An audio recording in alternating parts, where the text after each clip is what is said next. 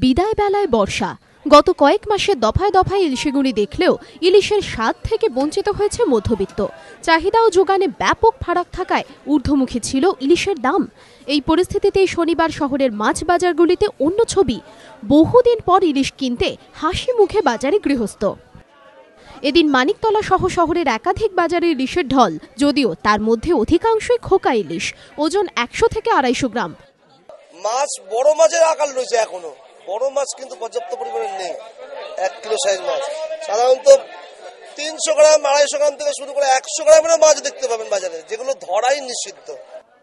ব্যবসায়ীরা জানিয়েছেন, দীঘা, নামখানা, রায়দিঘি প্রভৃতি মৎস্যবন্দর থেকে শহরে এসেছে খোকা ইলিশ, কিন্তু খোকা ইলিশ ধরাতে তো নিষেধাজ্ঞা রয়েছে। সেক্ষেত্রে প্রশ্ন উঠছে, পাশের দেশ থেকে শিক্ষা নিয়ে কেন কোনো পদক্ষেপ করছে না রাজ্য প্রশাসন?